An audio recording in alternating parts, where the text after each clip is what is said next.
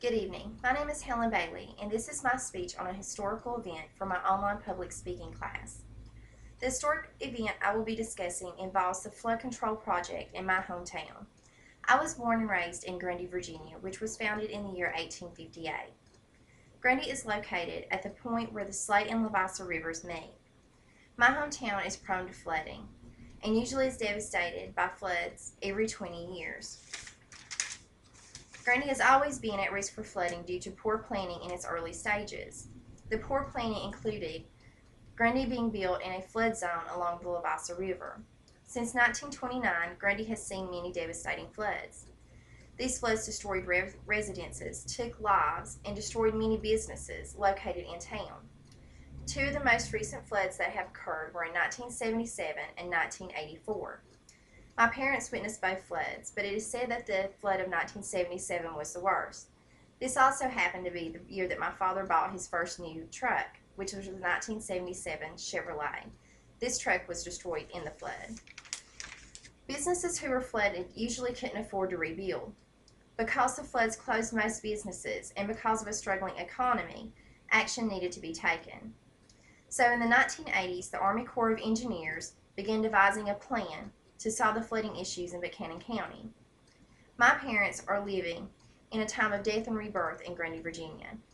The plan the Army Corps of Engineers devised, along with the town of Grundy and the Virginia Department of Transportation, included tearing down the old town, building a bigger and better road, moving a 13-acre mountain, relocating a railway, and moving town across the river out of the flood zone. This project has been ongoing since 2002 and will cost upwards of $200 million to complete. This figure is astounding, considering that Grundy only has about 1,100 residents total. Businesses and residents located on Route 460 have not come out unscathed either. Anyone living on the same side of the river, or who has a business along that side of the river, must either raise the foundation on their buildings above the flood zone or move. Residents located on the other side opposite the river also were bought out by the state. This is due to a new roadway being built, and the room is needed to build the road. So those people were forced to sell their homes in order for Grundy to build a better roadway. U.S. Representative Rick Boucher is a big supporter of the flood control project. He realizes how desperate Grundy and Buchanan County are to bring in big businesses and better commerce into the region.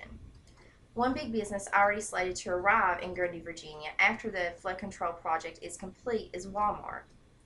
By bringing Walmart to Grundy, the town is hoping to lure in other big businesses when they see how successful Walmart has become. These businesses will mean many needed jobs for the community. Walmart is slated to be built on top of a 5-story parking garage. This is due to the constraints of the 13 acres that is allotted for the new town to be built on.